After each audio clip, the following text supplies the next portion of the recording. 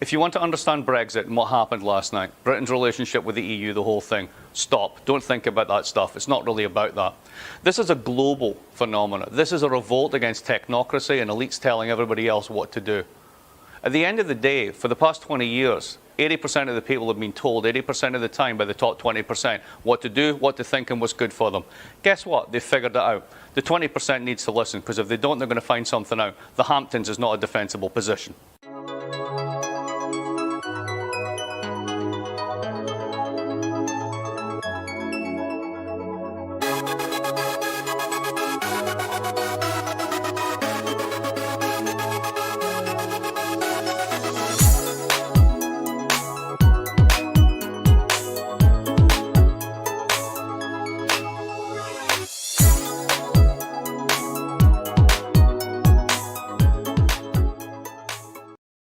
What's up, everybody? What's up?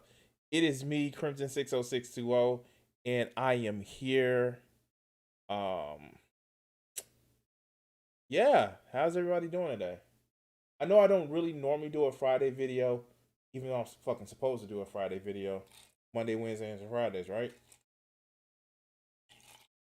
But I called off. The last few days, I have not been feeling well.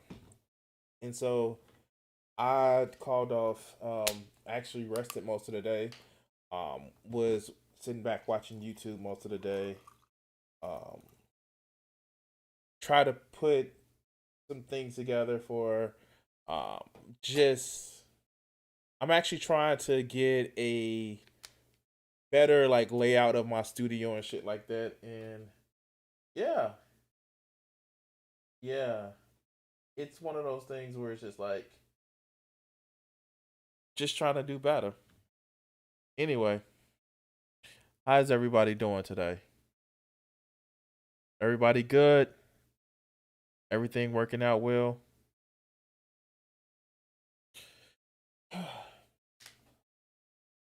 Personally, it's been a fucked up week.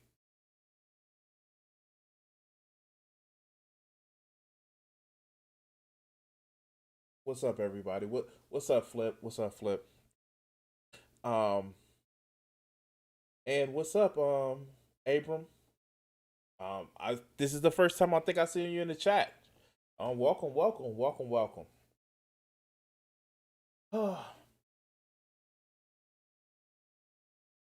It's been a week, guys. It's been a week.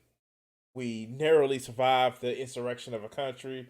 Um, yeah, yeah, yeah. Ooh, it has been fun, fun, fun. Like that Pharrell song. Ah, so I'm just doing a little bit of streaming today. I figured I can get in and do some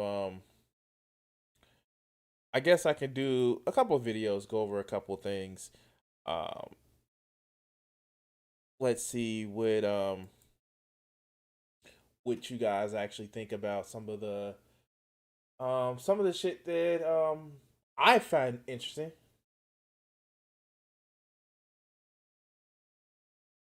Yeah, I wish we had mandatory masks. Fuck. and a fucking mandatory mask would only last for like, maybe 4 to 6 weeks, and we could have had the shit over with.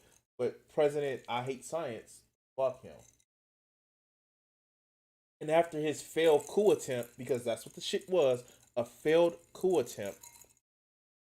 Well, yeah, now I'm gonna do a peaceful transition. And so, god damn, that water is motherfucking good. And so we get these motherfuckers that just like they made a they made a point about the left like having a meltdown. These motherfuckers stormed the Capitol.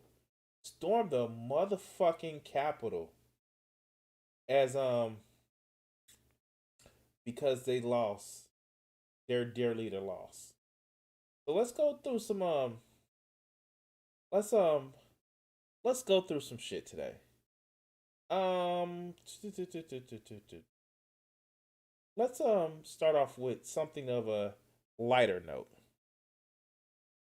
So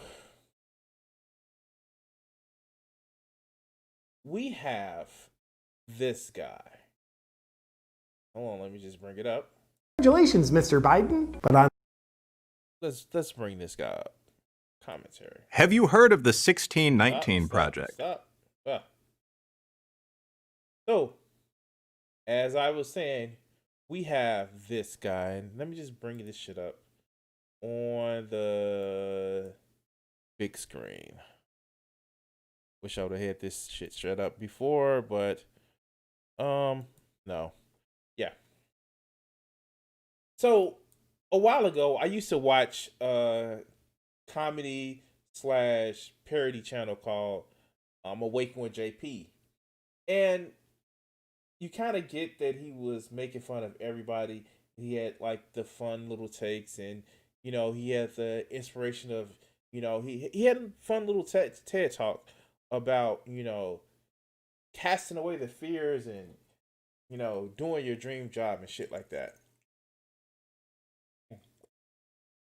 And kind of get the feeling that he wasn't, he was act crazy and type of thing. This is part of his stick. But this motherfucker has really gone off the motherfucking deep end. Now with the lockdowns, he's a comedian. He is a comedian. And with the lockdowns, he hasn't been able to do shows, and he moved from Missouri to California. So he's been a little bit pissed about that shit. Now he's also one of these guys who's like promoted that whole COVID deaths are only fed to 0.5% or some bullshit ass number. Not to mention that everybody else is dying from the comorbidity that's happening with a lot of COVID shit. And he's actually, I guess thinking that he's some kind of like he's funny, and it's just like been sad from his change from the right. By the way, this is a bit that he's actually taken to doing. Now, if you notice this, let's just pull this up. If you notice this little aesthetic,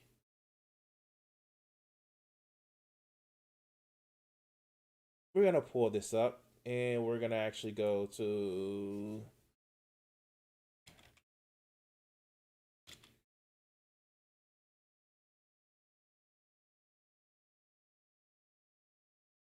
so if you notice this aesthetic, he's actually using the Some More News aesthetic. Now, Cody Johnson has actually been doing this since his days back with Cracked. That's just been his thing. He has been the news guy for Cody Shody. But this motherfucker, it's like it's always been said, right wing ideas they're never new. They're just old. They're just using old shit. And so, yeah, let's hear him talk about how it's breaking news and the Capitol has been stormed. Let's continue. Good evening, government property. The Capitol has been stormed, the Georgia Senate runoff election results are in, and the Electoral College has certified the election. We'll tell you what you think about all these things and more, but first, we'd like to begin by congratulating Nancy Pelosi, who earlier this week banned gendered terms like mother and father from being used in the House. It's a progressive. So you get this, like, oh God. So just by this alone, just by this little opening that he did alone, you get this whole idea that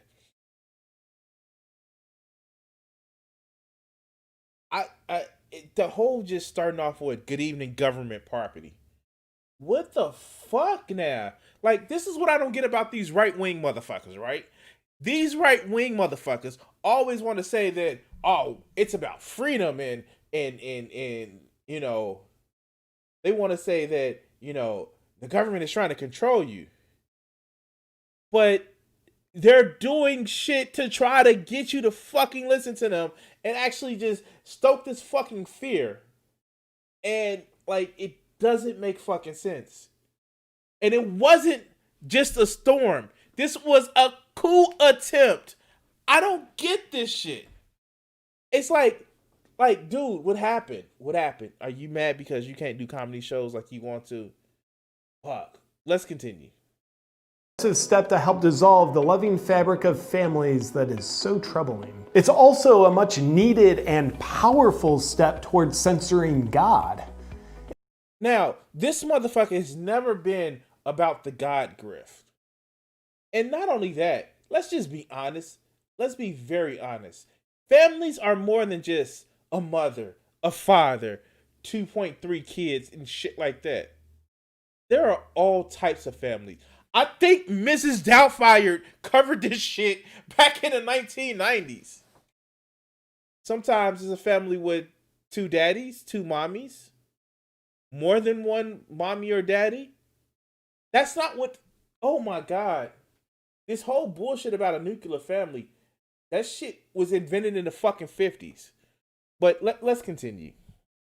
As God has used gendered terms like man and woman in the Bible repeatedly. With the admirable left leadership in our country, we can look forward to the evil word of God being progressively eroded away in exchange for the all-loving, omnipresent word of the government.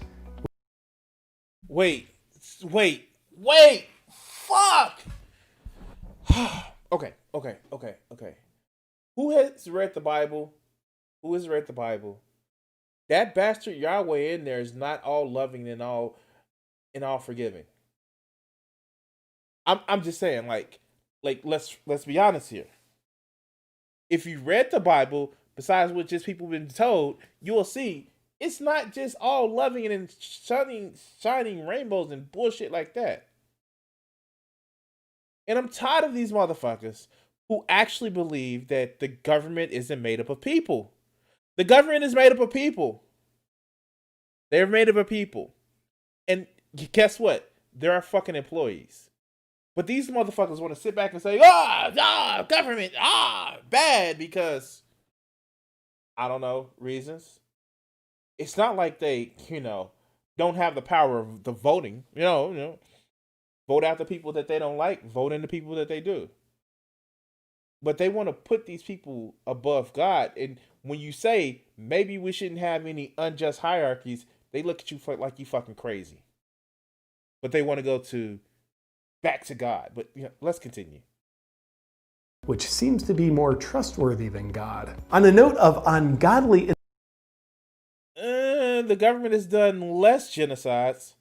Not by much, but less genocides. But let's continue. Intellectualism. On January 3rd, the 117th Congress kicked off with a Missouri representative concluding a prayer with amen and a woman. As the left insists on... Wait. He does know that some people believe God is a woman, right? He does know that, right? He does know that there are pagans, right? He does know that there are. Here's the thing, atheists, right? He does know that Congress shall not make any laws with the establishment of their religion. That's some kind of like, I think, part of the Constitution, almost like an amendment. The same thing that you're preaching about. Banning gendered words, their intellectual superiority compels them to make up new gendered words and use them. A woman. A word with a deep and rich meaning to balance out amen. Amen has a meaning of truth and solidarity. As a woman balances out that meaning, it apparently has a meaning of lies and division. Ending. Wait, what? What? He does know that words are polysemous, right? He does know that words evolve over time. He knows this, right? Fuck. How? Like how? Let's continue. A prayer with a woman is a beautiful, subversive way to spit in the face of God and truth while honoring Pelosi, lies, and division. He's a Trumper. He's a Trumper. A Trumper who, Donald Trump, their God King Emperor, has what, 20,000 officially sourced lies on the record? 20,000. But he goes and attacks Nancy Pelosi. I'm okay. Okay, my guy, go for it. This just in! Happy New Year! It's 1984. A woman will be in the next edition of Newspeak. In other news, the Georgia Senate runoff election results are in, and the left wins both Senate seats. Wait. Please don't tell me he's going to talk about division or lies or shit like that. Where, especially these two Republican senators, has made millions from insider trading. But the Democrats are bad? And you're right, Flip. Amen has nothing to do with men. Like, that's just the fucking thing. But like, yeah. Let's hear this. The left got the most votes in an election. Surprising, right? Both Democrats. Wait. Oh God. Hey. When Donald Trump won in 2016, no one said he cheated. No one on the left said he cheated. We said that people didn't vote like they didn't vote. People says we say they were deceived. But nobody says, oh, he made up the votes. We said the Electoral College was fucking stupid, which it is because it gives power to certain states in a way of keeping a minority rule. Yeah, no. Because even if you had a state like California who actually has more people voting, their votes is worth less than someone in, say, Nevada or Idaho. But for some reason, these MAGA motherfuckers can't believe that, hey, maybe people don't like the shit that we're saying. Maybe that. They automatically go to, how could they get more votes? Because people don't like you, motherfuckers. But let's continue. Democrats won despite the adversity they faced when Facebook shut down the fundraising pages for both Republican campaigns. We can only imagine how much the Democratic candidates would have been distracted and probably even heartbroken when Facebook shut down their opponents' ability to campaign. But the left. Facebook isn't the only place to campaign, you jackass. We have Republicans holding super spreader events for rallies. Donald Trump was at a super spreader event for a rally. They're just not into you motherfuckers. They're not. And the fact that Facebook has an incredibly right-leaning fact checker like the Daily Mail, and even they were like, "Yo, we can't have you. You took the mask and like threw it all the way off across the room." That lets you know some shit. And you know what? If you're so worried about fundraising, here, I'll go for you. Why don't we take money out of politics? Have publicly funded election and take money out of politics. That way we can get rid of, on my side you can get rid of the Koch brother, the Sheldon Adelson. You can get rid of you can get rid of the union money and like the George Soros money and the Mike Bloomberg money. Mike Bloomberg burnt $500 million. It still didn't get any votes. I'm sorry. Anyway, so yeah. Let's continue. Persevered through the adversity for an inspiring win in another decisively Democratic election. With majority control over the House, the Senate, and the presidency, more on that in a sec, the left will now go unchecked. From the same people who have brought you unconstitutional mandates like lockdowns and masks, while definitely not delivering. Masks are constitutional. Masks are constitutional. Masks are constitutional.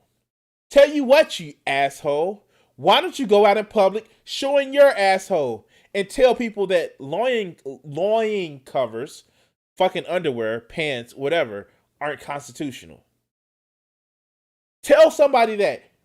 Tell that you can. How dare you tell me to put on pants? And let's see how you can win the unconstitutional. What? In lockdowns, the federal government and the state government has a duty to public health. You fucking idiot. Now, if you want to say like I say, maybe if you're going to force us to close, you should provide, I don't know, a $2,000 stimulus check per month and cancel rent and mortgage. Yeah. Fuck yeah. Hey, I'm with you on that. But to say they don't have the power, yeah, I don't know. Besides the laws that they have, they do have that monopoly on force. But, you don't want that, right? Fuck, let's continue. Deliberately destroying small businesses, you can expect more lockdowns while having additional rights being taken away with spoon-fed reasons that are always in your best interest. This just in! They can't take away your freedoms if you're brave enough to disobey them. Hey! Damn, he's stealing Cody's shit. Oh, he's stealing his shit. Like, oh, God damn, he's stealing his shit hard. Oh, God. And he's not funny. He's not funny. Fuck.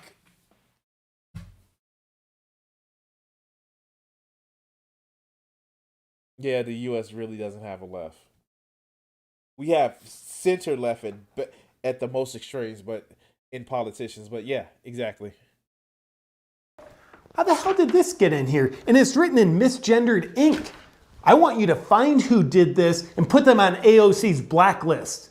They'll be the first to go into the new concentration camps. Oh, but when you find him, tell the public and his family that he caught a virus and needs to be taken away to a FEMA camp for health treatments. Now that the... What the fuck? Wait, what the fuck? I scammed a little bit of this, but this is fucking, like, this motherfucker's insane. Does he really think that the left is like that? Mind you, people on the right literally still have concentration camps on the southern border. We have it. It's there. It is fucking there. Because somebody was born in a hospital with a different flag than the ones that some of us have. Literally, concentration camps. Let's continue. The left has free reign, you can expect them to push your country to look more and more like a democracy while looking nothing like a communist takeover. Wait. For health treatments. Let's Now go that back. the left has free reign, you can expect them to push your country to look more and more like a democracy. So this is the little jab that he's trying to do.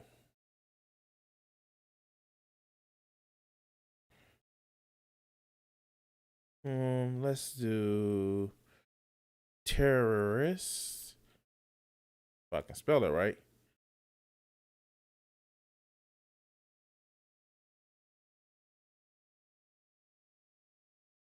Attacking the USA. What happened at the Capitol was domestic terrorism. That's the Washington Post, LA Times. These aren't exactly all like for real? For real. For real.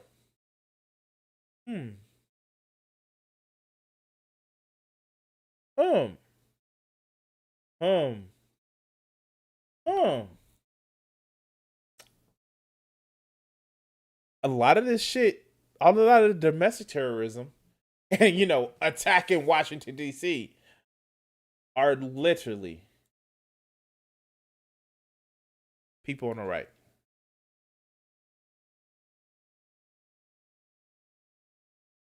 Let's see if we can bring up some images. Let's see if we, what?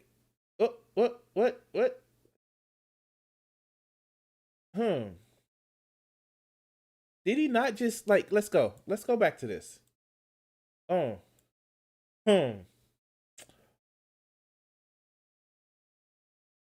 don't look like a commie flag to me, motherfucker.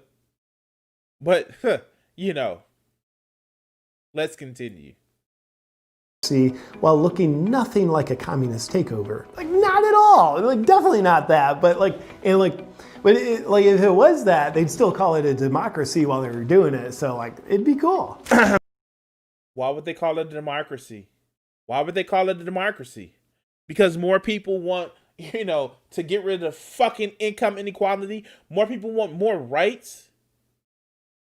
This is the shit that fucking doesn't, I don't fucking get with these people. They have to fucking gesture to Stalin when they mention communism. But, fuck.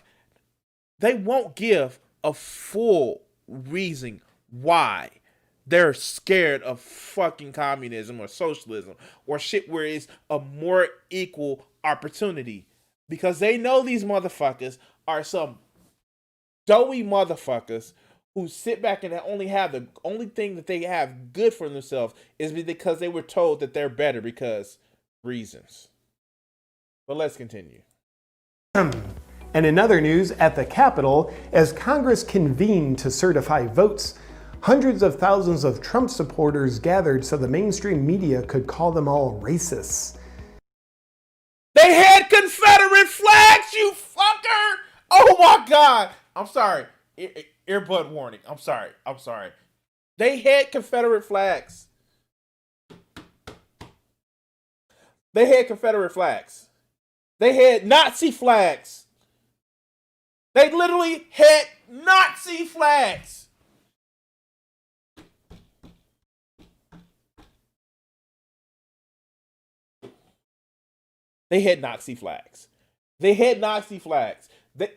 God damn.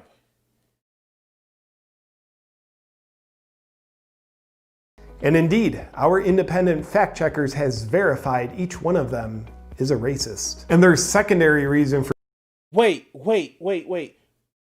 Why the fuck are you doing this? Why are you trying to minimize this and just try to push it to absurdity of course they're all racist. Motherfucker, they had Nazi flags. They had Confederate flags.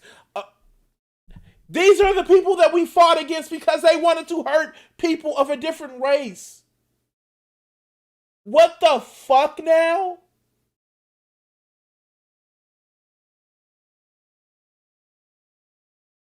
Let's continue. For traveling to the nation's capital is because they're crazy enough to think something fishy was going on in this year's election. Oh my God. Like, I the 2020 election was the most secure election that we had. It was. If it was a problem, if it was an issue with the election, the 60 lawsuits that Donald Trump and his legal team has actually filed would have been, I don't know, not dismissed out of court from the local courts to the state courts to the state Supreme Courts to the Supreme Courts. There is no evidence. Please, if there is evidence of widespread voter fraud, please let us know. What? You can't? What? No. Let's continue. Idiots. These people clearly hate America and are deliberately trying to destroy democracy by ensuring elections are fair and democratic. These protesters' concerns are baseless. They're all conspiracy theorists, and they're also other words that we use to trigger you to automatically view them in a negative light through our mind control tactics. No, oh my God, where's the evidence? Where's the fucking evidence? It is mind control because you don't want to believe it? Nope. If it was like, I'm sorry, fuck. When did Fox News actually become mind control for the propaganda machine? When did, like, how? What the fuck, man? Like, you don't see that shit? It's this whole worship of their dear leader. Because he said it, and it has to be true. But it's not true. He's just fucking using you guys. Just like you're using your audience. But let's continue. Beyond a shadow of a doubt, Joe Biden won the election hands down. So go home, all you Trump MAGA maggots. This just in. Joe Biden has won the lottery, as you can see here through our exclusive footage of his winning ticket. Congratulations. Is it just me, or is it the fact that most of the people that commit voter fraud are actually Republicans? And then we're not going to talk about how a lot of people are just disenfranchised from voting, but through some weird kind of alchemy or, metallurgy, they're able to form this whole thing about, oh yeah, of course Joe Biden had to do something to cheat. Like, could it be that people just didn't like Trump? And then just throwing this shit up there like, aha, it's just as ridiculous as him fucking up a Powerball ticket to say I won. You're trying to make this shit like, you're trying to normalize the bullshit reasons and then give some bullshit ass, you try to normalize the bullshit conspiracy theories and try to make it seem like it's equivocated to, oh, somebody said I won the lottery by obvious Sharpies to a motherfucking Powerball ticket. Congratulations, Mr. Biden. But on a more somber note, unfortunately things turned ugly at the Capitol with violence. There's absolutely nothing funny about that.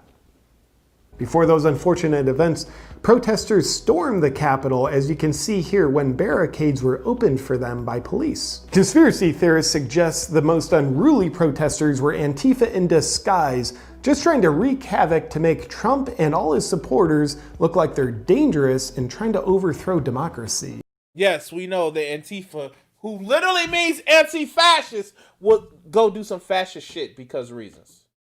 It's not like, you know what, maybe they did because, it's not like we don't have evidence of police actually, sparking riots. Oh shit, we do.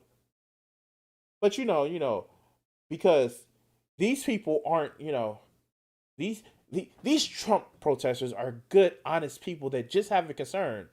And, it's not like, when those big, bad, rioting people that were concerned about, police shooting people in the face for no reason because of a skin color. No, that's okay. They are deserving to be rioters and miscreants and everything under the sun. But when tens of thousands of people storm the Capitol because their beloved leader loses, oh no, they just are concerned about the vote. Just like the Civil War is concerned about states' rights, to own slaves. But it's about states' rights to own slaves. Fuck. Well, let's continue. Well, luckily, our fact checkers have debunked this claim as false, citing the latest science that shows Antifa wouldn't dress like this. The fact checkers also denied that it's even possible the same alleged Antifa member was at a BLM rally in Arizona in June. And here he is pictured at that rally, so you can be certain of what didn't happen, according to our fact checkers.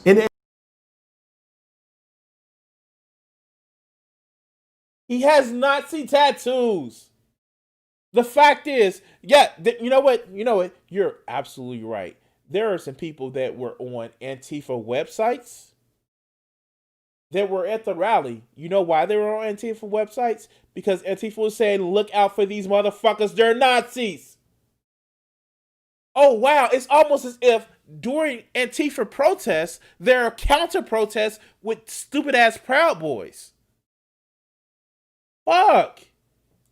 As you can see, socialist media giant Twitter now lets you know through a manipulated media thought control warning that no Antifa activists stormed the Capitol, according to multiple fact checkers. And the fact that Twitter does this doesn't make it any more suspicious. The fact checkers will also let you know that this Trump supporter is definitely not Antifa. That's a fucking Nazi tattoo, you dumb fuck. This is the shit that I was just talking about. Oh my God. That's a Nazi. That's not a hammer and sickle. That's a Nazi tattoo. That's why he has the communist hammer and sickle tattooed on his hand, like most Trump supporters do. And the most disturbing part of this story that we command you to believe is that President Trump was personally inciting these protesters to violence.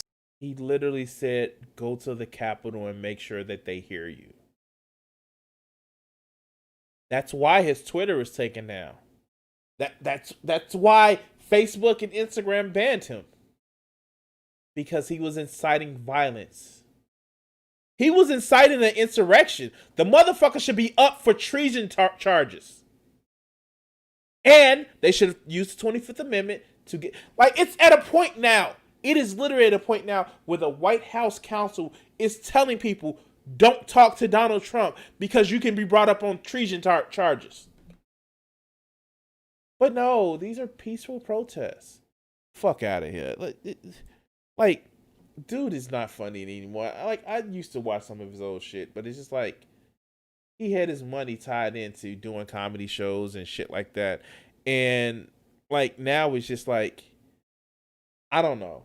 It's just hilarious how have the mightiest fallen when their money is tied into the shit that they do.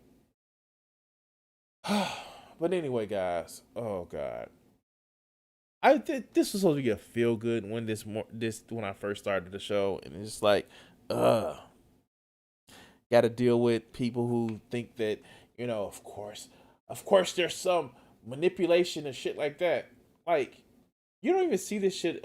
Oh fuck, I got a Jimmy Dore video later on, so you may see this shit later on. Anyway, guys. Oh shit. Let's take a little mental break from this shit. How do you guys like the new background? I've been trying to change some things up. I actually bought like a dagger sword. I have my katana all set up for me right here, and like, I don't know, I've been trying to do a couple things with the background. I may actually do just a few more things. What's up, Kat? How you doing? I was halfway watching your stream last night. I know it was on on an after show from my interview that I had yesterday, but I was a little bit disappointed. I saw your stream only going for a little bit more, so I I'm looking forward to watch more of your stream. Let's see what we're gonna go through next. Ooh. So, all right, guys. So, I'm going to what's actually super fun and super I don't know. You know when you see somebody that just has some like bad takes and they just like take their shit completely off of the internet? Do you know PragerU actually took that video that I did that I responded to about Robert E. Lee? I think they took it off the internet because it was just such a bad fucking take. And I don't know, guys. It's just like wow, like do they not see the shit or not understand like they know people have access to the internet like shit on YouTube where of course the algorithm actually gets you to look down certain shit, but man, like PragerU sometimes dog like we see your evidence online of the shit that you do or the shit that you say. Now, here's the thing. This is I want to say this is yeah, okay. This is from November. And this is this is why I have an issue with PragerU. And I'm gonna be honest with you. Because they use fear mongering. And it's a special type of fear mongering. They use a fear mongering of ooh, you're gonna be called racist, and that's the worst thing in the world to be, while literally doing racist shit. Now, I don't know if you guys heard about the 1619 project. The 1619 project was talking about how one of the key factors that a lot of that led to, you know, some of the decisions for America becoming its own country and certain shit was racism. 1619 was the year of the first African slaves to the shores of America. And it's more of a theory, and it actually won award. I forget what the award was. It was a theory that, hey, because England was trying to phase out slavery and the U.S. wanted to keep its slaves, the U.S., you know, fought for independence. Not only just for that, but they also wanted to be masters of their own destiny and shit like that. But it was a power move, and part of that power move was keeping slaves. And it's been studied, and some evidence shows, some evidence against, but it's not been completely debunked. But we're going to have the great mind at PragerU actually debunk it. So let's hear it. Have you heard of the 1619 Project? It was published by the New York Times in August of 2019. It won the Pulitzer Prize for Commentary in 2020. Pulitzer Prize. Its thesis: the United States was founded in 1619 when the first slave was brought to North America. Now, and again, that's actually a little bit of argument at absurdum. We all know that the U.S. declared independence, declaration of war, in 1776. We know that. But what the 1619 Project was saying literally was that, hey, this is a start to let us down that path. So let's continue. Wait, that brings up some questions. What happened to 1776? To July 4th? The Declaration of Independence? George Washington, Thomas Jefferson, and James Madison? According to the... All of which hid slaves. Fuck. George Washington was a bastard. There was a law in New York that you had to free your slaves after 6 months, and every 6 months before he moved down to Mount Vernon, he would take his slaves outside the state, or is it New York or Philadelphia? I forget which one. But after and then bring them back to reset the clock. But yeah. The 1619 Project. The Founding Fathers pushed for all that life, liberty, and the pursuit of happiness stuff to... Except for the people that were slaves. Except for the people that were slaves. Shit. Except for, like, women. Except for the natives. Like, no. You was rich and you was white and you had land. Of course, life, liberty, and the pursuit of happiness. Except Thomas Paine. Thomas Paine was a proto-socialist or proto-communist, but he was a weird one because he wanted everybody to be free, but we couldn't have that shit. But let's continue. Protect their slave holdings. Independence from England, that was just a smokescreen. To them, everything that's wrong with America is tied to her original sin of slavery, from segregation to traffic jams. Yes, traffic jams. For the 1619... And again, and I'm going to slow it down. I thought I would have to speed it up, but I'm going to slow it down. This is literally not giving you the full context of it. Now, with the 1619 Project actually said that what you would see is more African Americans living in densely populated areas where they had to actually live close to the city center in order to be able to make it to different working jobs when we had a different type of economy. And they had that packed into housing because it's fucking true. I literally live in Chicago where it's such dense housing and traffic is so bad in some certain areas because, hey, you guess what? It's low income. It's cheap, densely populated areas because of racial inequalities. It's not like that in the suburbs, which I lived in for 10 years. But they're not going to tell you that part. They're not going to tell you that a lot of African Americans, Hispanics, are in areas where it's just densely populated because that's where public transportation was, or that was where the highways or the expressway were to actually get to jobs. But let's continue. Project authors, racism is not a part of the American experience. It is the American experience. Is this true? Let's look at 3 of the project's major claims. 1. Preserving slavery was the real cause of the American Revolution. If you asked the founders why they no longer wanted to be a British colony, they would have given you a long list of reasons. Taxation without representation, conflicts over debts from the French and Indian War, and the Stamp Act would be just a few. Okay. So, conflicts over the French and Indian War. Guess what happened during the French and Indian War? Guess what the Americans wanted to do? They wanted to kill people. The reason why it's called the French and Indian War is because guess what we fought against? We fought against fucking Canada. Why did we fight against Canada? Because we wanted to dominate them. Wow. And guess what? Why was it called the French and Indian War? Because the British and the French actually went to the Aboriginals, the Native Americans, and says, hey, help us fight against these motherfuckers from taking more land. The Stamp Act.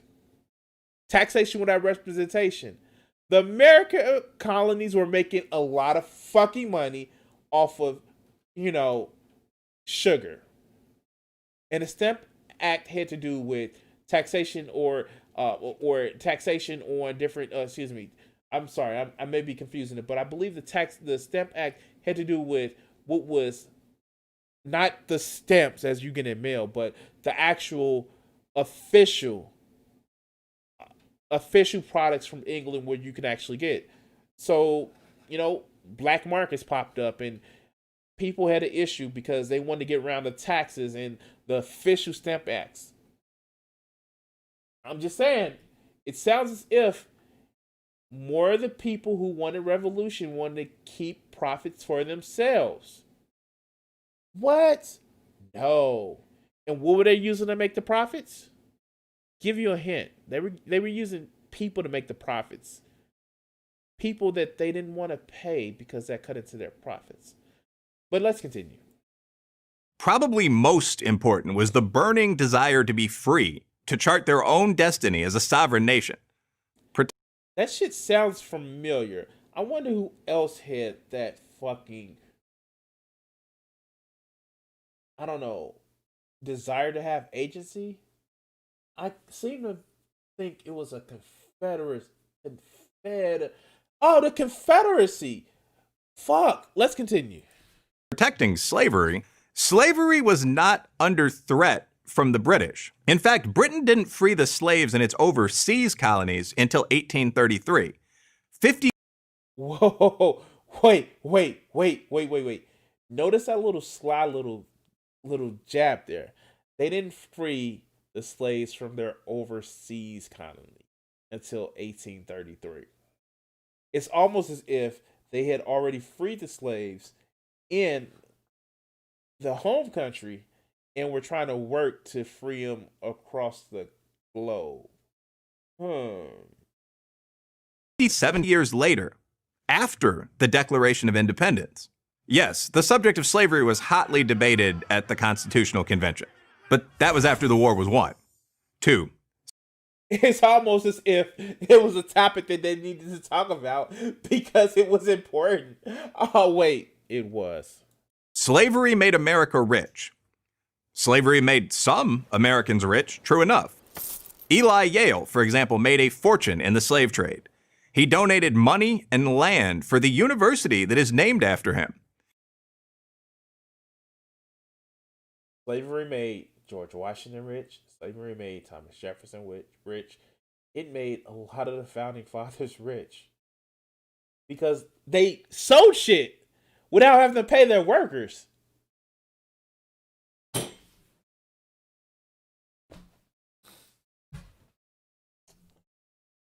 Let's continue. But the institution of slavery didn't make America rich. In fact, the slave system badly slowed the economic development of half the country. As economist Thomas Sowell points out, in 18... Thomas Sowell is he was Candace Owens before Candace Owens actually existed. He's a student of Milton Friedman. I said, fuck this guy. And this whole thing of using this black economist who is okay with the subjugation of other people. He says this subjugation wasn't that bad. Fuck Thomas Sowell. 1860, just 1 year before the Civil War began, the South had only 1/6 as many factories as the North. Almost 90% of the country's skilled, well-paid laborers and professionals were based in the North. Banking, railroads, manufacturing, all were concentrated in the North. It's, oh my God, like really? Really? This is what you're going to say. But a lion's share of the raw materials that were used in the textile factories in the North were coming from the South. How the fuck do you think cotton actually was a thing? The lion's share of shit like sugar, cotton, all these profit crops were coming from the South. And yes, there were petty teapot dictators or plantation owners that were incredibly wealthy. But let's continue. The South was an economic backwater, and the cost of abolishing slavery was enormous, not merely in... I don't give a fuck the monetary value.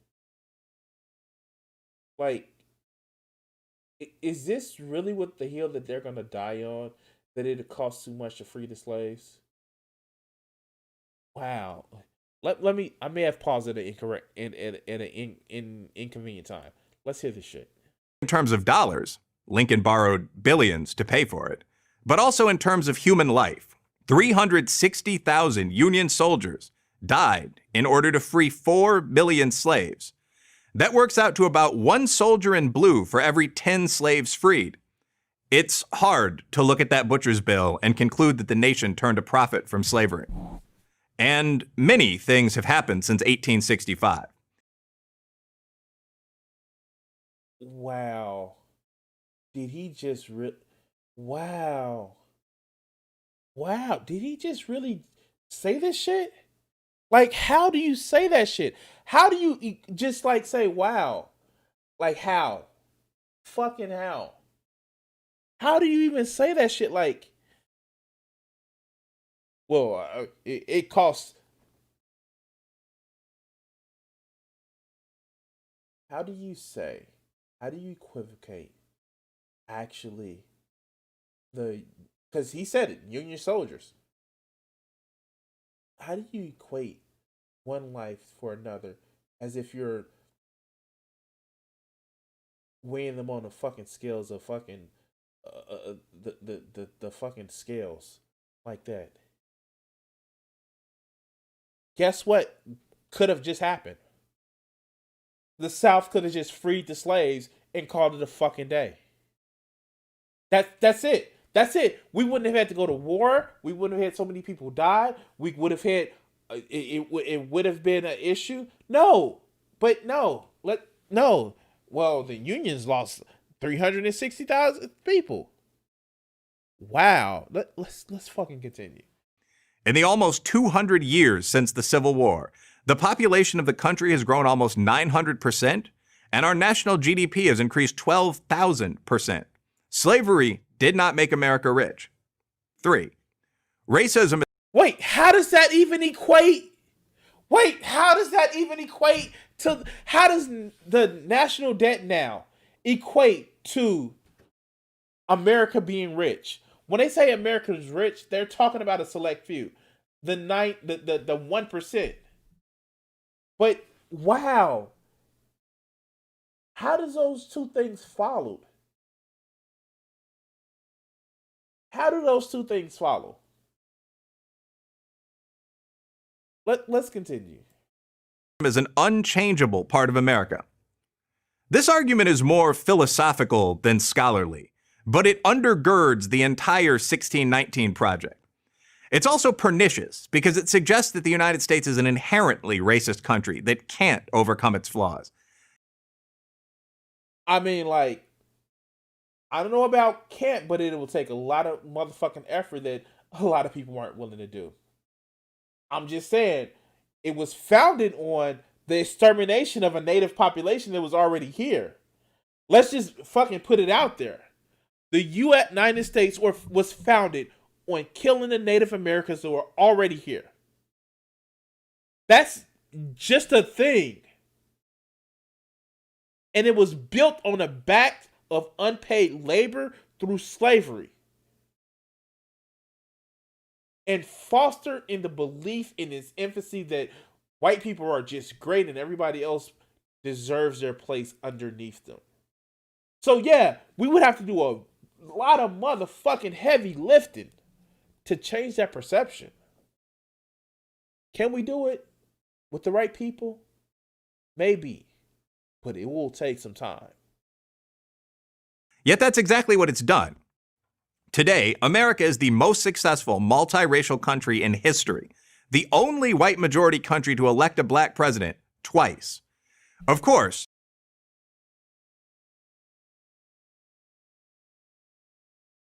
so racism over because Barack Obama got elected and reelected.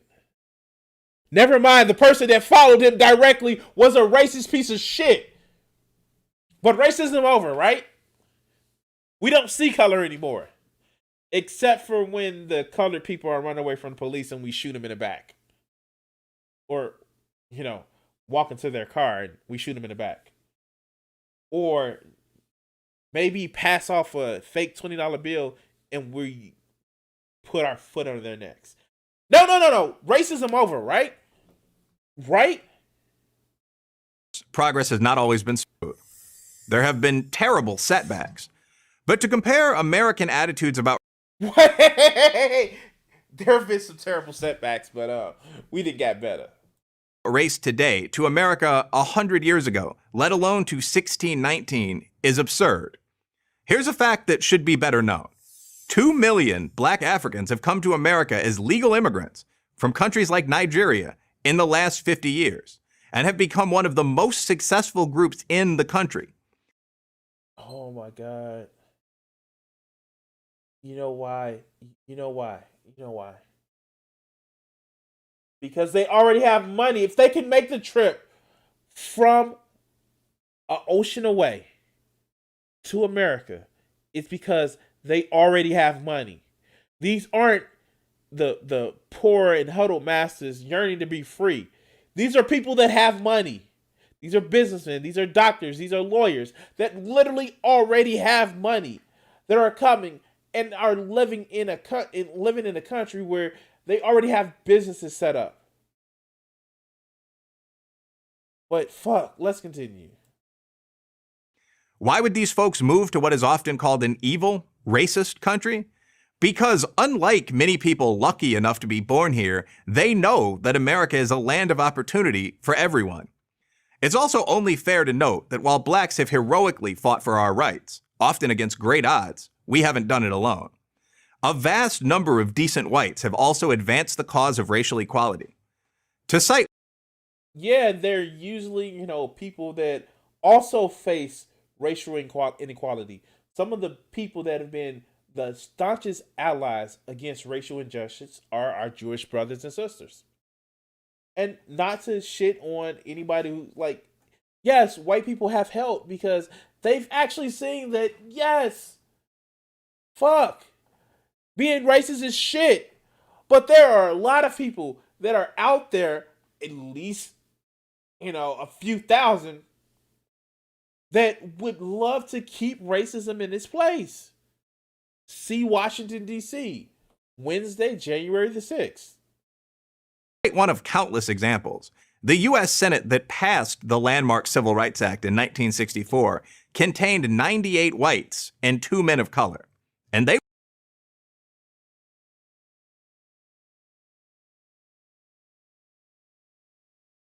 And what happened afterwards? What was said about the president who signed it? He said we're gonna lose the South for generations. For a generation. Little did he know it was at least 4. But let's continue. They were Asian. The great black leaders of the past, Harriet Tubman, Frederick Douglass, Booker T. Washington. Don't say Martin Luther King. Don't say Martin Luther King. Martin Luther King. Fuck! These are not the only black leaders in the past. Fuck this guy. Fuck this guy. It's like PragerU only, how? Fuck these guys. And he won't say that King was a socialist. Fucking Frederick Douglass was actually a proto-socialist. Hey, did you know that Abraham Lincoln got fan mail from Karl Marx? What the fuck, man? What the fuck? Ugh. God damn it. Never lost faith in America's promise that all people are created equal. Fuck. I just wow. I just can't anymore. I can't. And besides, there's only a minute left, so they're gonna do this is such and such from PragerU. PragerU just take their mask completely off. They take their mask and just throw that shit somewhere in the Pacific fucking Ocean. Wow. This shit is fucking hilarious. I just don't know anymore. Oh God, is it really this? Do they really need to beef up their audience so fucking much to think there's no such thing as racism? I wonder what their demographics of who watch their videos. Oh my God. Oh my God. Oh shit. Ooh, how you guys doing today? Thank you for sticking with me. And if you haven't done already, please like and subscribe or follow. If you're on YouTube, hit that little bell icon because that lets you know when I'm going live or drop a new video. I try to stream every Monday, Wednesday, and Friday. You may catch some streams of just gaming on Saturday and Sunday. Just thank you guys for watching. This shit is fucking crazy. I don't fucking know anymore. Ooh. Oh God. God damn it. Fuck. So let's have some fun. Let's have some fun. You know what? Let's go to an easy target. Let's go to a motherfucking easy target. I'm gonna do 1 second. I'll be right back. I actually need to go grab me some water right quick, and I'll be right back. Okay, guys.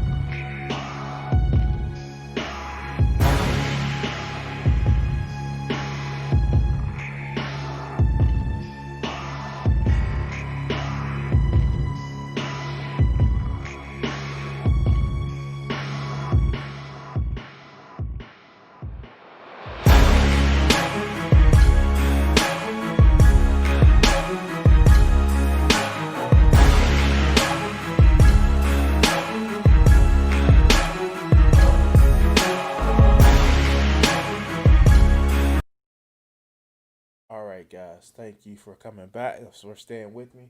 I'm back. Well. So, as promised, I'm gonna go to an easy motherfucking target. A target that I love actually going to, and if Wajita is still in the chat, this is his personal gift to my channel. He is always I'm always indebted for him to bringing up our wonderful friend, Coach Redpill. And this is an interesting video. This is why he thinks that the attention that you're getting will not last. A warning to women. You know what's funny? I always think that he's trying to get his male audience not to actually pursue women for some reason.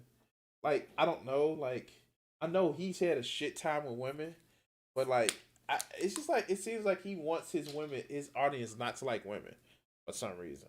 You know. God, but let's go ahead and actually watch the coach of why he is warning women. Let's begin. I was involved in a business deal with a billionaire. A genuine, bona fide, the real deal billionaire. The guy was financing a project that I was involved in. And the thing is, see, we once had a party, and he was there. And at this party, what do you think happened with all the other guests? Okay. First, there are billionaires walking around. Don't give a fuck. Why is that such a fuck? Now, should they be billionaires? That's a different story. Because fuck billionaires. Because they're doing nothing but hoarding wealth. But like he's making it seem like these billionaires have some fucking high moral standard and stop. It just like billionaires are demigods. They're walking around. As soon as your bank account hits that billion, then you automatically get 3 inches added to your penis. Fuck, let's continue. All the other guests crowded around him, and they laughed at whatever stupid joke he made. And he made some really crappy jokes. I mean, really just embarrassing, but everybody laughed. Oh yeah. And he would say the most quotidian or trivial or just mundane observations. And people would look at him and react as if he just, spouted some wisdom from the Buddha, for crying out loud. Yeah. How much you want to bet that he was one of those people? And since Coach Red Pill talks slow, and they're like, I won't speed his ass up. But let's continue. I mean, I dealt with him for a while at that point. So I wasn't really just very overwhelmed by his, the depth of his knowledge and expertise in different subjects. I realized that he was just a very rich guy who was fairly limited. I mean, if I had to guess, I'd say that he had maybe 110 IQ points, maybe 115. That's fucking 50 more than you. Oh shit. Coach Redfield was talking about somebody's IQ. Oh, I knew this was going to be a fun video. Oh, God. Let's continue. I mean, he was smart, but not that smart, not earth-shakingly smart. And he certainly wasn't funny. It was the laughing that got me, okay? The laughing of all the people around him, because there was like this circle of people around him, and they were all laughing at his jokes, and his jokes were horrible. They're worse than mine.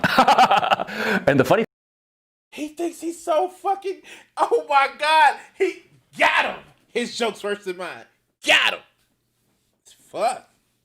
thing was that, see, periodically one or another of the people around that circle would sidle up to him and sort of like try to get him into a conversation, try to pull him in, rope him in, right, into a conversation, like an intimate conversation, and sort of like try to guide him away somewhere, yeah, to some dark corner where they could like spout more bullshit to this billionaire, get the billionaire on his side, right? Yeah. Now, mind you, he's already said that he's done this shit with the billionaire. Mind you, that's what he's already said. He has literally said that I've dealt with him so long, like, what, you mad somebody's moving into your space? The fuck? Like, wow. Let's continue. You know what it reminded me of? Guys scamming girls. That's what it reminded me of. Guys scamming hot girls. Yeah, and that's the thing. That's the thing. This is another in the video series, a warning to women. And this is, the attention you're getting will not last. How much you want to bet that he really doesn't have women watching this shit? Like, maybe 3% of his audience. I know I'm probably not better. Like, I know I'm probably not better because of YouTube algorithms. I talk about political content shit and like I do these videos. But like, I'm not sitting back and just like, oh, women ain't shit. Like, the fuck? Like, God, let's. Oh, God. Girls don't seem to realize that all the attention that they get when they are 20, 22, 25, all that attention that they get from other people around them, both men and women, it's transitory. It's not going to last. And it has absolutely nothing to do with who you are as a person. See, all this attention. Wait. What? Wait. What? Oh, God. He's projected again. He's projected again. You know, there are women in their 40s and 50s that people give attention to. One, because they have talent. Two, because, you know, not everybody's a sociopath like you. And three, because, like, they're still, to put it in your language, they're still fuckable. It's a reason why the term MILF is a term, or even GILF. Like, what the fuck? Let's continue. Attention that you're getting, and you'll notice that it won't really depend on whether you're a decent person or kind to others, or if you're witty or smart or educated. It won't depend on any of those factors. If you're a young woman, wait, actually, yes, it does. Oh my god. Oh my god. Like, is he really saying that the only reason why women in their 20s and 30s get attention is because of looks? Is he really saying that? Is he really saying that? No, he can't be saying that. Okay. Maybe I'm jumping the gun. Maybe he's going to say something different. between the ages of 16, 17, and 27, almost 30, but not quite 30. In that age bracket, those roughly 12 years, all the attention you're getting has nothing to do with you. You could be a saint. You could be a genius. You could be the funniest person since Groucho Marx. You could be all and every positive quality imaginable in a human being. But the attention that you are getting has nothing to do with that. The attention that you are getting has everything to do with the fact that you are sexually attractive. And it's Wow. Hold on, guys. I'm sorry. I'm getting the phone call.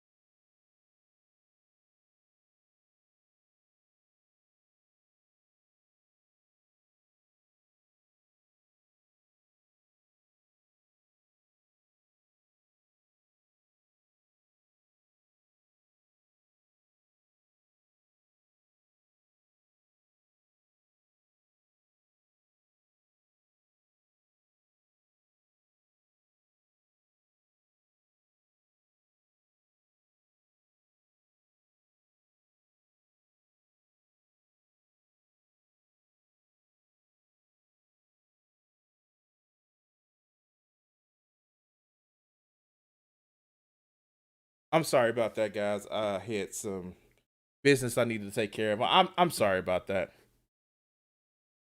I apologize. But let's hear Coach again. It's not just that you're sexy, okay? Being sexy, being sexually attractive, is just a signifier of sexual health, reproductive health. So here's his fucking thing. He's literally saying that women want attention, only get attention because they can make babies. That's got to be the most asinine. That's got to be the most just reductive. That's got to be the most objectifying bullshit that you can actually say about a woman. But we get that because it's Coach Red Pill. Coach Red Pill is literally a piece of shit. And I'm sorry. I am sorry that the fact that this motherfucker has a daughter. What the fuck is he gonna tell her when she gets older? Wow, this has got to be the most dangerous shit that you can actually even conceive of. That women are only around to make babies. And once they can't make babies, then nobody actually cares about them. Wow. Let's continue. A young woman between the ages of 16 and 29. She's attractive, and that's sending out the signal to all the people around her that. Wait, and he's even getting it wrong. He was saying that once a woman hits 30, she can't make babies anymore. What the fuck is wrong with this man? Let's continue. She is reproductively healthy. And that is something that we human beings are hardwired to value. A billionaire is valued, irrespective of his inherent qualities. Like I told you in the beginning of this video, the billionaire that I knew, he was boring. He was kind of stupid, to tell you the truth, okay? Well, not stupid. I mean, he was very clever in his business, but insofar as, having any kind of interesting worldview or any kind of guiding philosophy, he was a total wash, but that wasn't the point. That wasn't.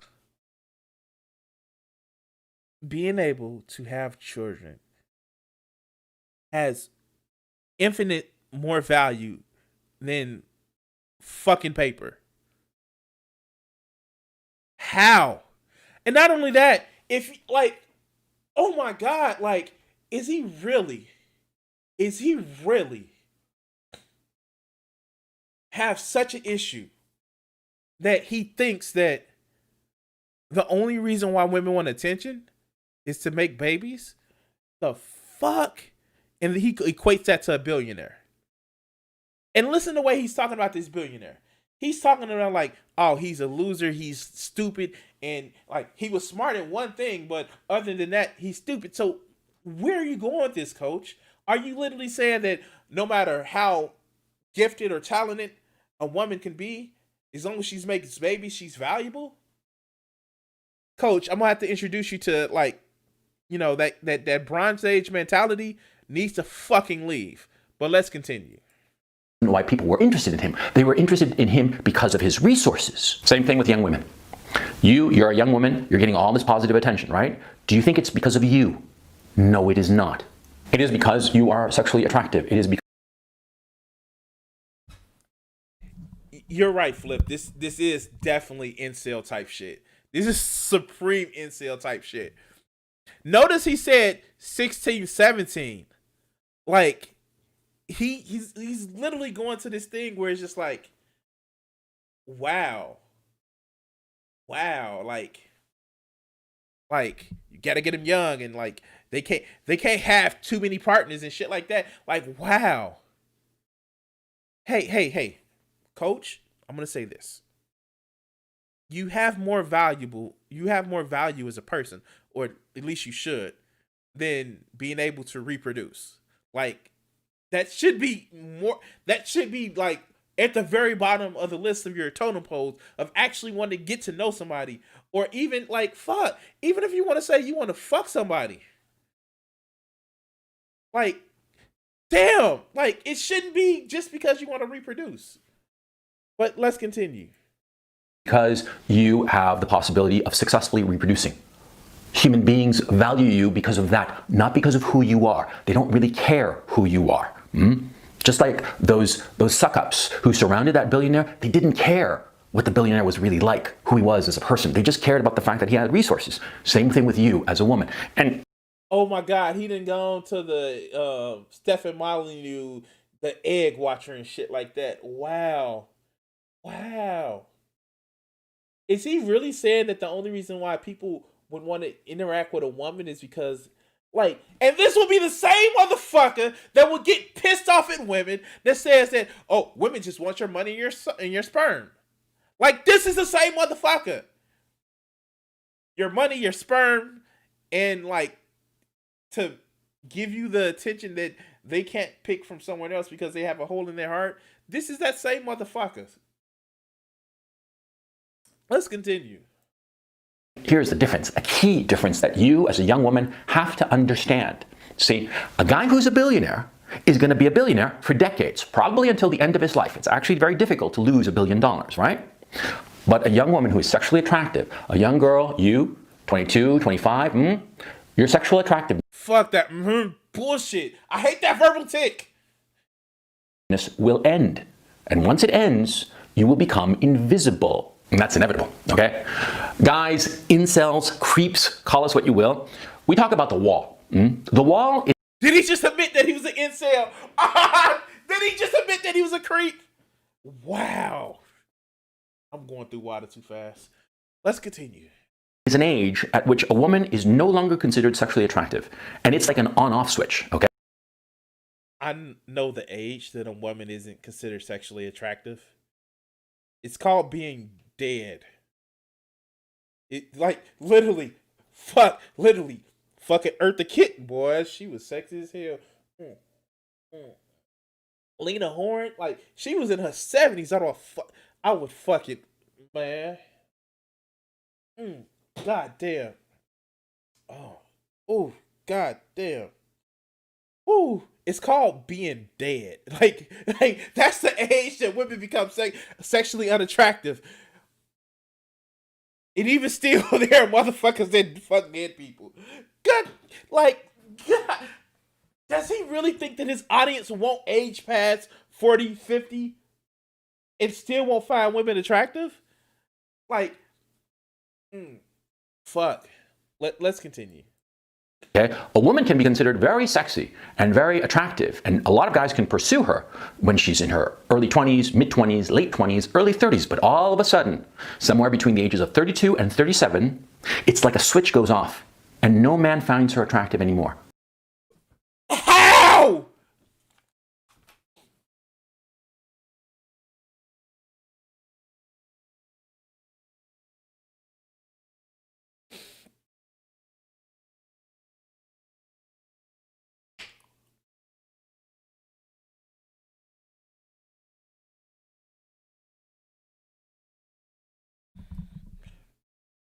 Coach Red Pill.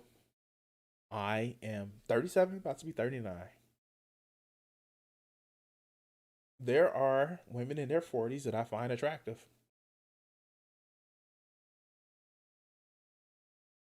I'm just saying, like,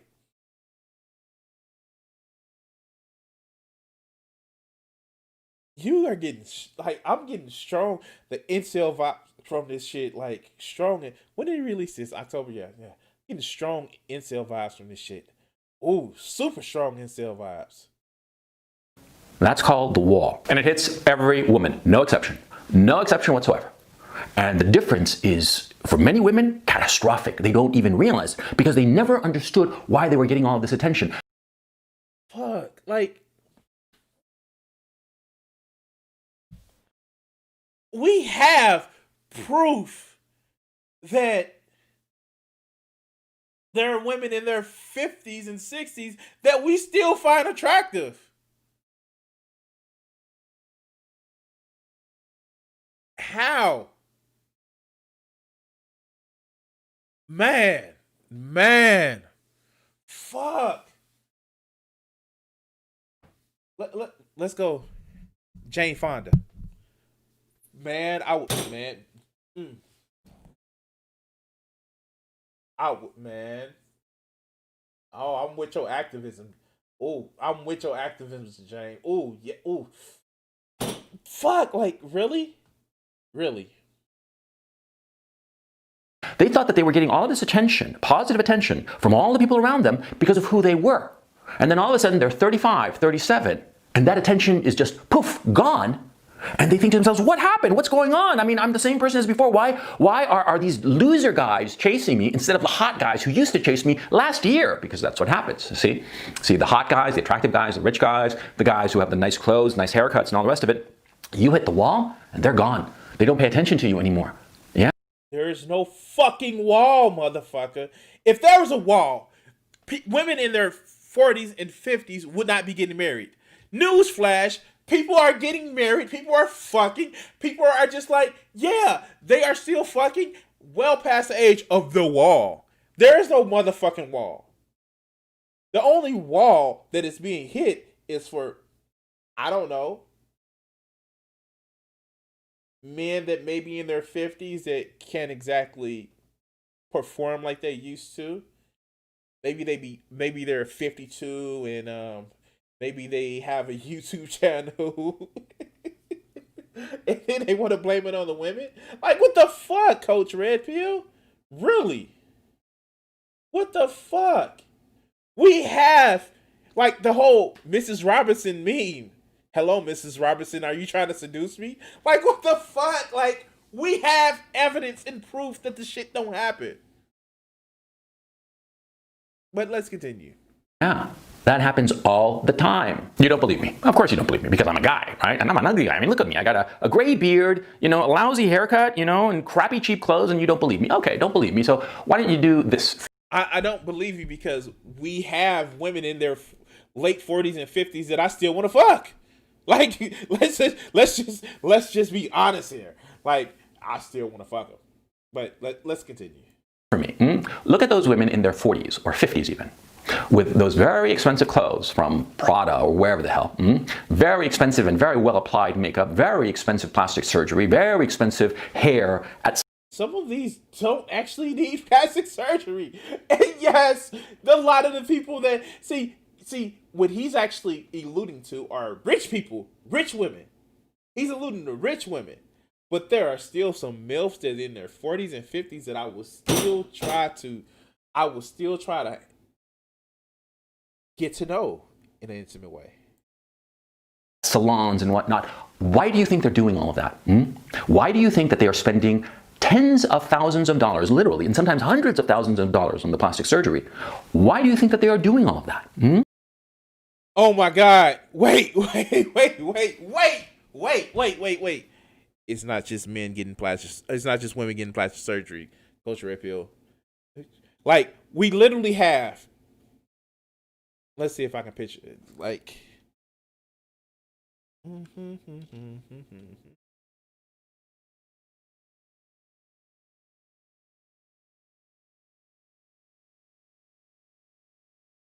this is not a natural fucking face color. This isn't. This shit is makeup. This shit is makeup. This is makeup. That's not how hair is. That's not how hair is. That's not. It's not how hair is. That's not how hair is. But you know,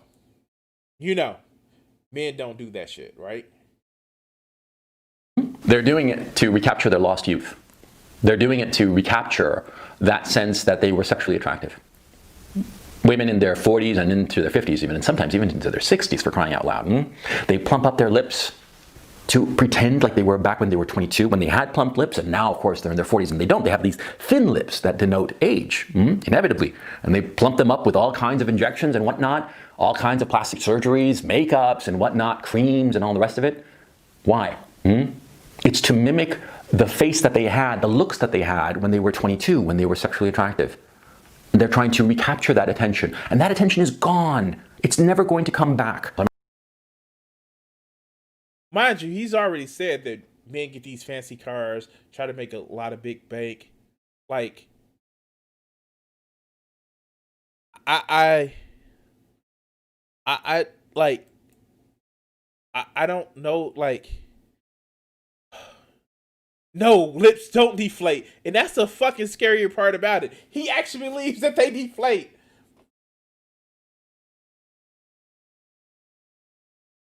Whew. Wow. I mean, how many times have you, a young woman, you're 22, and you're at some party, and you're looking pretty good. You got a nice dress on, and just light makeup, maybe a little bit of lipstick, and a little bit of a, eyeshadow, and that's it. And all the guys are flocking towards you. And you look beyond the circle of guys flocking towards you and trying to capture your attention, and you look to the dark recesses of wherever you are. Near the bar, perhaps, or in quiet corners over there, and you see these women who are dressed up in clothes that are much more expensive than yours, wearing makeup that's much better applied than yours and much more expensive than yours, and the hair and everything, and they're not getting any attention whatsoever. Wait, if you're 22 and it's usually older women and they're in those parties don't, those two demographics don't party together. Wait. Oh God. Oh God. Oh God. And guess what? Men will still go to fuck with that group of older women that's expensive makeups, and like men will still go to fuck with them. Young and old. Like, the fuck? Something tells me that Coach Red Pill doesn't get invited to many parties. Let's continue. Why do you think that is? Why? It's pretty damn obvious now, isn't it? Of course it is. Of course it is. You know it. I know it. We all know it. Now, the thing is that you, as a young woman, you have to understand that the attention you're getting is not because of you, and it's going to be gone. And so you have to focus on other factors and ignore all of this attention that you are getting, other factors in your life. You have to realize that this attention, it's finite. It's for a set period of time. Let's see what other factors he's going to say. If he even gets to it. And once you hit the wall, that attention, it's gone forever. You will never be the belle of the ball once you hit that wall.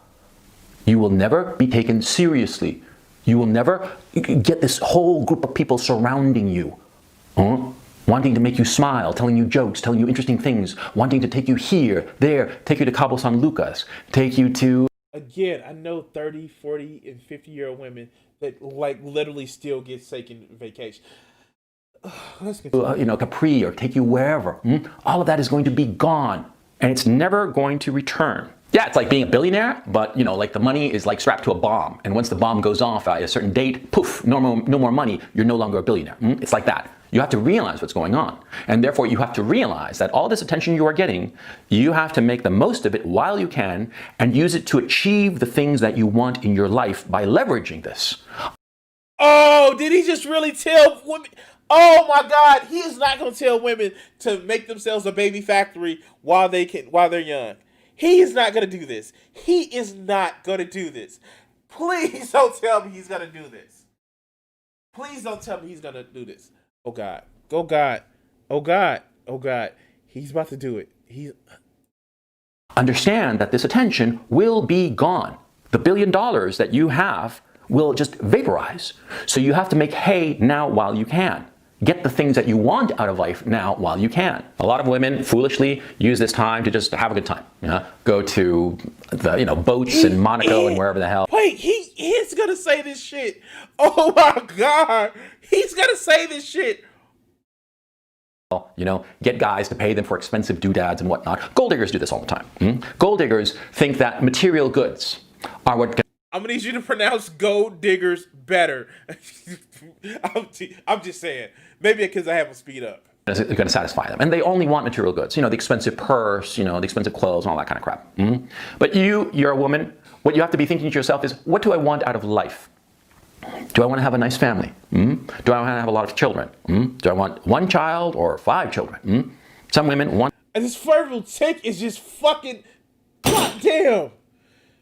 Whew. Okay. Let's continue. To have a lot of children, and so they're smart. They leverage their looks to get a guy who can afford to have 5 kids and send them to the best schools, right? Get the billionaire. Yeah, that happens all the time. I see it all the time. These very, very attractive girls, 22, 25, and they zero in on the billionaire because they know that their looks, it's a depreciating asset. But the guy's billions, they're for real, they're forever. And they latch on to that guy, and they have a great life, and they're smart about it. But a lot of other women, in fact, most women, most attractive women, they don't realize it. They do not realize that their days are numbered. That attention that they're getting, it's going to be gone, because they confuse that attention that they're getting because of their sexual attractiveness. They confuse it with attention because of who they are. Okay. I'm so sorry. I no. This. Oh God. Like, look at here, women. And this is not me saying this. This is Coach Red Pill saying it. Look, bitches, you better get in line and either be popping out those babies for those billionaires, or you're a gold digger. Like, the fuck? Like, how? Like, this man has a daughter. That's the scariest shit about it. He has a daughter.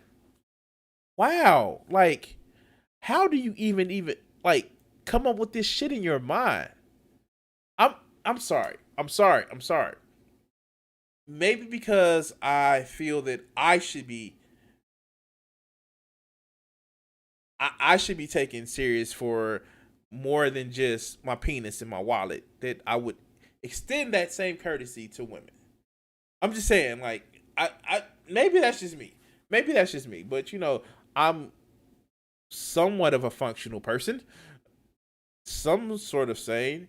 But Coach Red Pill is just, he's a sociopath, man. And like, wow, like, we learn more and more about him all the time. We learned that his daddy used to abuse him and shit like that, and like how he thinks that women are only baby making factories. I know he said once in a video that he's Catholic, and it fucking shows.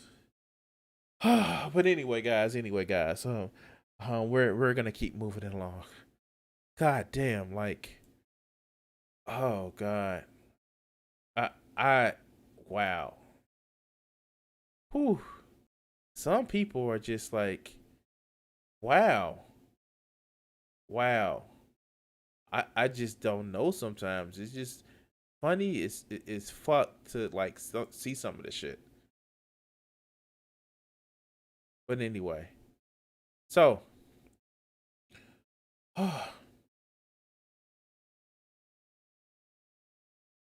yeah, just wow. I think I'm gonna lay off Coach Red Pill. I'm having too much of a like, is this motherfucker real? I'm gonna give him a week. Whew. So I know, like, one of the things that I find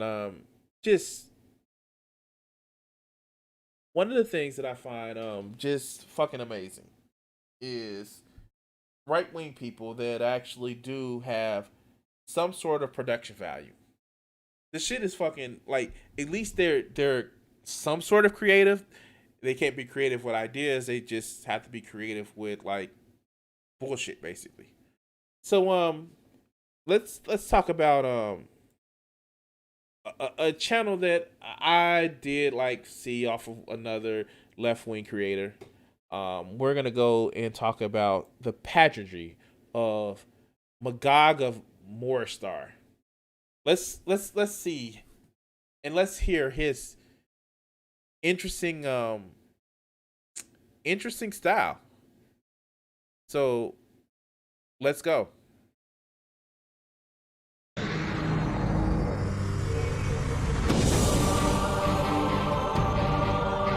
production value already.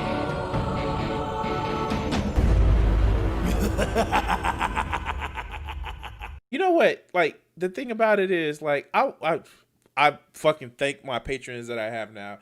I want to be able to grip so hard that I can get hundreds of people on my Patreon. That would be fucking awesome. But like, I like to sleep at night, so I don't just tell people bullshit or play on their fears or play on their hate. Like, damn it! Like, I wish I didn't have a. No, I still want a conscience. I wish. Fuck. Fuck it. Let's go. Greetings, Magogonites, and welcome back. It is better to judge a person not by the color of their skin, but by their character and actions.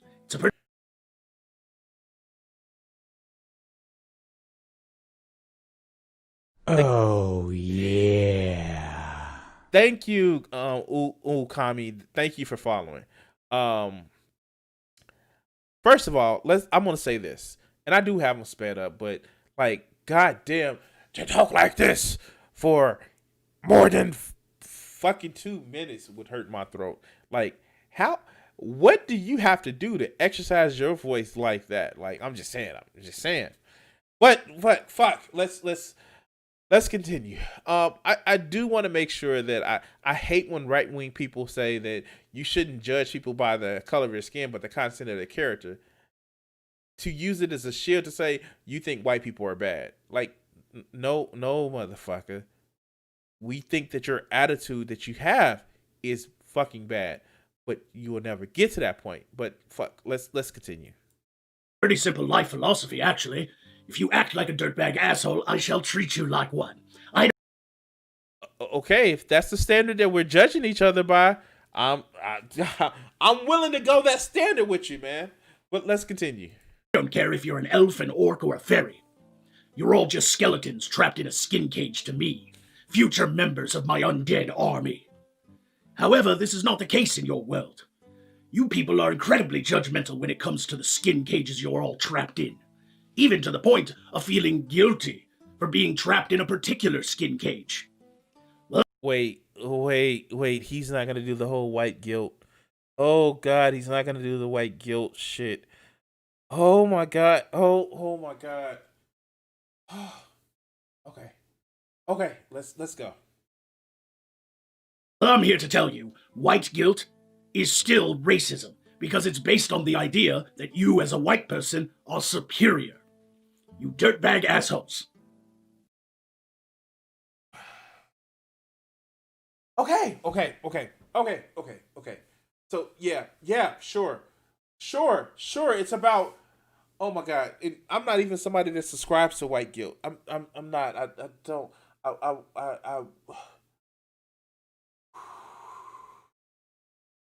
You have to ever get the feeling that people who actually believe that it's racist to call out behavior, not skin color, but behavior, a pattern of behavior that has existed for a long period of time. We're not saying that some people are bad because they were born white. People who talk about systematic racism, people that talk about issues where a culture has suppressed another culture, it's not that we're saying, oh, because you're white, you're bad.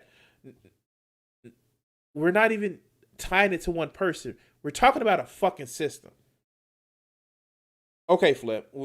I may finish this within that time frame.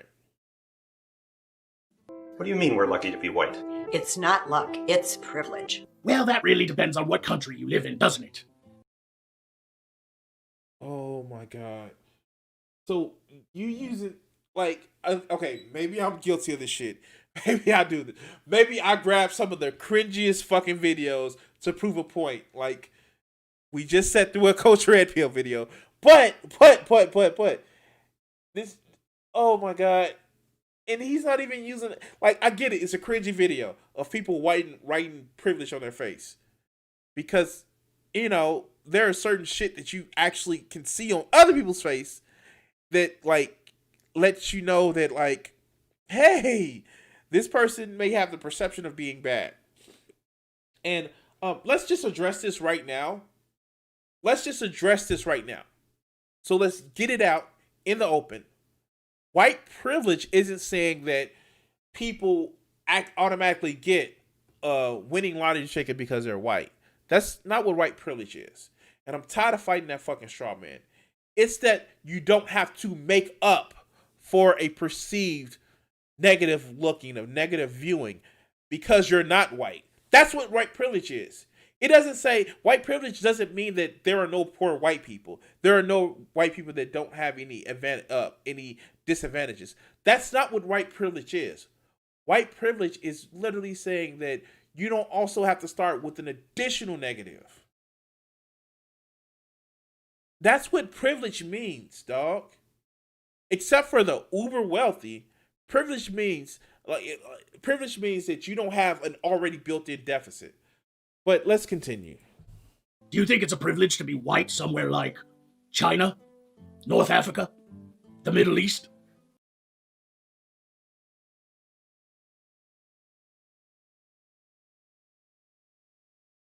First, actually,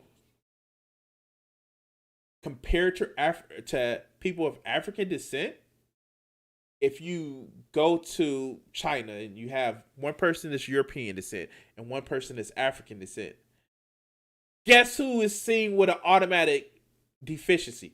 Guess who's seen like automatic? And what you pick the Middle East. Why is that so? Huh? Why is that so? Is it because it's not it's seen God. Is it because it's seen as you're more like from that area than you would if you weren't, I don't know, in European countries? Like, this shit is bullshit. And he knows he's bullshit. He's pulling out these absurd actual examples. I bet he won't mention anywhere else. Would he mention places in South America? Would he mention places in Europe? Is he going to mention that? Is he going to mention places like, I don't know, America? But, you know, because these places exist, then no racism is anywhere. But let's continue.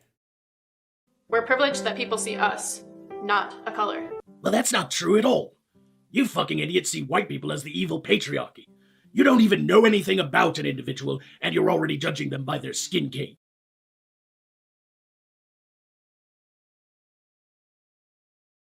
How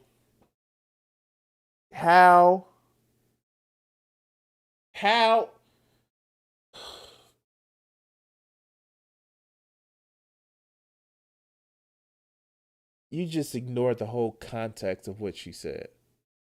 But let's continue. Privilege that we don't get stared at when we walk into the room. The fuck you talking about? I get stared at all the time when I go places. When I show up somewhere, people look at me as though I'm going to rob them. He's doing the Sargon of Akkad thing. Like, of course, I know how it is to be a person of color because of my grandfather. Or of course, I know it because I like. Motherfucker, you can take off your makeup. Motherfucker, I know this is a persona and I know he's trying to make the fucking joke. But motherfucker, I can't take off my skin color. This is one of the reasons why I want to just like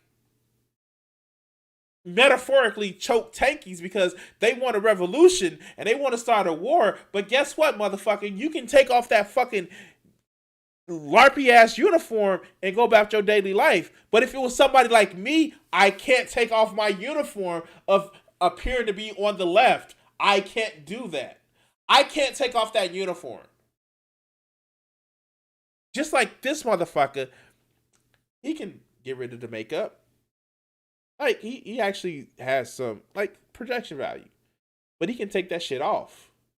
I can't take this off. But let's continue. Of their souls. Privilege that we don't get followed by security when we go shopping. Or pulled over when we're in the wrong neighborhood. That is some vexing bullshit. I'm white, and yet the Valentine Vanguard won't stop following me around. They ought to see, this is the shit about it. He's making an absurd statement about how, oh, I'm getting it. Like, no, motherfucker. No. Fuck no. You're using a cringy video and you're using cringy examples of how you get profiled. You know what the fuck is going on. Fuck you, dude. automatically assume I'm a necromancer. That's profiling. And profiling is wrong. We're privileged because society was set up for us, and our silence keeps it in place. Fine. Go somewhere else then. Seriously, get a new perspective on the world. You don't like it? Fuck off to somewhere else and see how it is. Go to Mexico. Saudi Arabia. I hear Canada is not nice this time of year. And he's so fucking smug about it. He is so fucking smug about it. We're privileged, and that's unfair. Oh, boo-hoo. Life is unfair. Now, I'm not saying that there doesn't need to be some changes in your society. However, you can't even have that conversation with these people because they automatically assume everything is racist and evil because it was built by white people. Actually, no, it was built on the back of slaves, on the ground laden with, Native American bones and blood. Like, there was a trail of tears for a reason. But this motherfucker is a fucking loon. Let's let him close out his video. There's nowhere to go from there.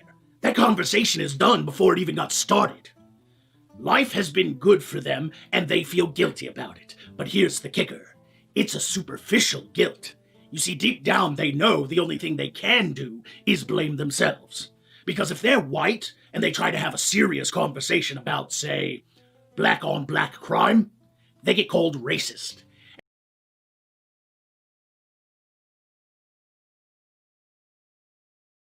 Okay, fuck.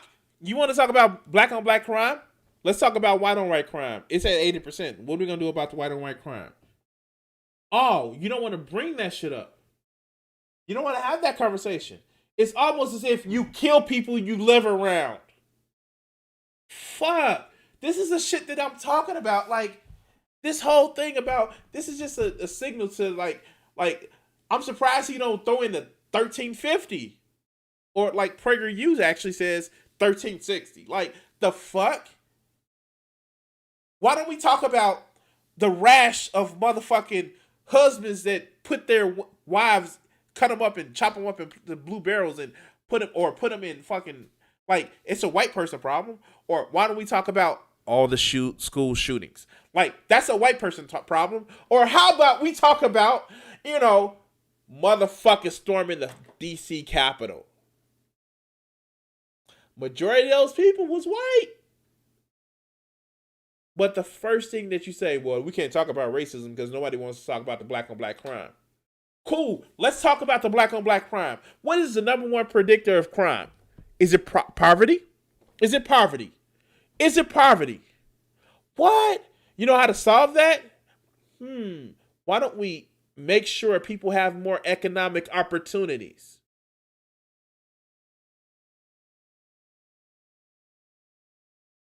Fuck, let's let him continue. And to prevent from being called racist, they simply impale themselves on their own guilty swords and die for the cause. Congratulations. You're morons. Thanks for watching. Okay. No more. Oh, God. It's just people like this. They seem to always say, well, you don't want to talk about race like it's a big gotcha. Haha. Black on black crime. Like, the fuck, dude? That's not a gotcha. You want to be honest about the shit. What people, black on black crime has to do with things like selling drugs or turf war or shit like that. Why don't we go ahead and end the drug war then? It worked for alcohol where, they got rid of the prohibition on alcohol and the crimes over alcohol dried the fuck up. What? You don't want to do that? It's almost as if you want to find a reason and a way to, criminalize living in a certain area that the majority of the group lives in because reasons. Yeah, Vegeta, I think I've had enough cancer for the day. I was going to do another video, but right now, I need to take care of some things in real life. I want to thank everybody who's watched. Thank you guys for support. Please like and subscribe. And you guys enjoy the rest of your day. Peace. What do you think that these executives are afraid you're going to do to white America? Probably stop some racism. Stop racism? Yeah. I'm probably afraid of that because then people don't hate each other. Then people start talking to each other, and then they start talking to each other, they find out who's the problem. Which is? Greedy people. Greedy? I have a couple things I want to ask you there. Do you really think that some of the guys that you dealt with at NBC, no names, right? Because there's lawsuits for that too, that some of these guys really want to promote racism actively, or is it a subconscious? I just think it's part of capitalism, is to promote racism, you know, right? In order to make things work. If you feel better because you're white and you can get a job, you use that. I mean, you know, I would. Absolutely. Say, I'm sorry, Jack, but shit, they say I'm white. I'm going to use this. Right, absolutely. Get this job. I'm hungry, you know. But, and that separates people. So they keep people separated, and that keeps them from thinking about the real problem. That's as simple as I see it. Probably it's not that simple, but... Now, all right, you and I are about the same age, right? We're in our mid-30s. How long is it going to take before guys who think like you, and I say guys who think like me, people who don't want to have racism in the country, people who don't want to be oppressing any minority, whatever it is, sexual, whatever minority, really get into positions of power and can change things? You can't get in a position of power, it seems, if you think like that. It seems that the only time you get in a position of power is if you're like the people that are in power. To me, I mean, that's the way it goes. I mean, people that get to become executives become like the people that were already executives. I don't know, maybe... They go in with good intentions, but it eats them up. It's like a cesspool, you know, it just gets on you and it starts eating. The system levels them. Pretty soon it's all gone. Is that what a cesspool sounds like? Yes.